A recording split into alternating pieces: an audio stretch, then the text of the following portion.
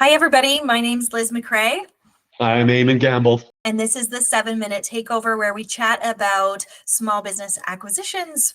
Today, we're going to touch on our own experiences. Eamon and I have both bought small businesses, and we thought we'd share a little bit about our own experiences today. So, Eamon? Well, in 2022, some friends and I purchased a coffee shop in Tofino called the Tofetian. Our friends are the general managers, and they live in Tofino and run the business. And I bought an automotive franchise with my husband in 2012, and went through the franchising experience. So, Eamon, what were your takeaways from your first acquisition? What might you have done differently, or what did you really enjoy about it? Well, it was actually going through that experience that led me to want to help buyers. I found that there was a lot of advice that the seller got, and we had to kind of cobble together the advice that we got. I was a commercial lender by trade. My wife's a CPA, and yet there were still so many aspects of the deal that we were not prepared for. That I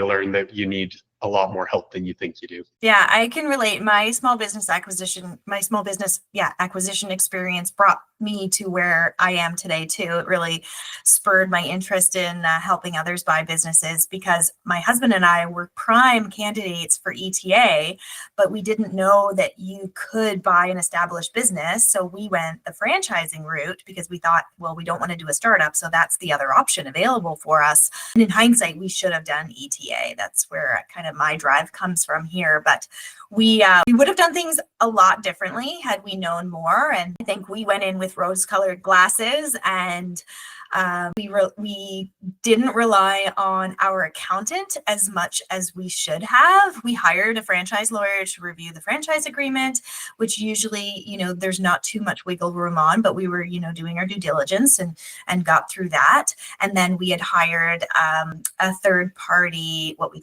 thought was a third-party business plan writer to help us with the modeling. But the business plan writer was actually a shareholder of the company, of the franchise that we were buying into. And so they weren't actually as independent as we would have hoped. And then we didn't rely on our accountant as much. So in hindsight, if I had to go back and do it again, I wouldn't have bought that business. But although I would never be where I am today with Village Wealth without that experience. So, roundabout way, I'm still very grateful, but there were a lot of tears through those years. And we also had our first 2 babies during those years too. So it was like people were telling us, they're like, you're doing the most stressful things in life all at the same time. We moved across the country, built a brand new house, had a baby, and bought a business all within 9 months. So thankfully, I'm still married, and we've come through that experience, and here we are today. Yeah, well, something similar happened to us. The logo for the Tofetian was historically a skull and crossbones, and we did discover that the seller himself was a bit of a pirate. It was when our partner, who was his general manager at the time, announced she was pregnant with her first child, that he said, "We're selling now." And so we had to go through that same process, my wife and I with a 6-month-old, and our partner with a brand newborn baby when we took over. So, the seller's certainly not looking out for the buyer's best interest, but you gotta do what you gotta do when the opportunity presents itself. We haven't maybe shed the same amount of tears as you did, except for, similar to you, on the tax planning.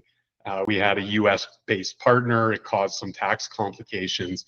If we had worked that stuff out earlier, I think we would have saved ourselves a lot of money. The other thing was on the LOI building. When we allowed the seller's lawyer to draft the LOI, and there was some wording in there that our lawyer didn't catch, that forced us to pay quite a bit more for working capital adjustments, specifically with some inventory that he found in his back office right before the close, and asked us to pay for. So certainly it was maybe a lack of coordination between our accountant and our lawyer that just led to a little bit too much money being paid. But ultimately, our thesis on a coffee shop in a very geographically restricted region that everybody wants to be in has been holding true so far. Oh, that's good. That's good to know that would you have done it again? Would you do it again? Oh, absolutely. I want to do it again. I mean, this is the magic of being a minority shareholder. There is the chance that, there has to be very strong alignment between the operator and any minority shareholders, because there's always the risk that the operator can just take a larger salary and magically there's no money left in for minority shareholders. So there is a lot of trust. They say don't go into business with your friends. Times are still good right now, and so we're hoping that the trust that we're building through these early years will help with any potential downturns in the future. Oh, you're braver than I am. I don't know if I could go into business with my friends. It's a little too close to home for me. But yeah, and in my experience, in the franchise experience, I would have done it differently. Had we known about franchise brokers, we certainly would have gone through a franchise broker. If alternatively, still not knowing about ETA. Franchise brokers are, they represent an array of different franchises, but they help you find one that really fits for you, and they've vetted the franchises tremendously. So I would have done that. But, even though we had the experience that we did, I still really cherish the relationships that I built with the other franchisees, and the camaraderie and just the wonderful people we met through going through that franchise experience was really meaningful, and we still keep in touch with some of them today. So that was a blessing. And so this didn't scare you away from business acquisitions. It sounds like it was a bit of a painful experience. How did you pull through and decide, entrepreneurship was still the avenue for you? I think it definitely stirred something in me. When I became an entrepreneur for the first time, it was very eye-opening. Like, this is where I belong. When you're younger and you go through school and you go through all these different jobs and that sort of thing. And when I became an entrepreneur, it felt like coming home. It felt like a glove. And I knew that, the franchise route wasn't for us, but the entrepreneurship was very much my path. And it felt just so natural. So, and then we can go into my longer story in the next things in other podcasts. That's we're almost out of time for today. It's a longer story, but so we'll save that for future sessions. Well, everyone's journey is a little bit different, I think, but thanks for sharing yours, and have a great rest of the day. Likewise, you too. Okay, bye everybody.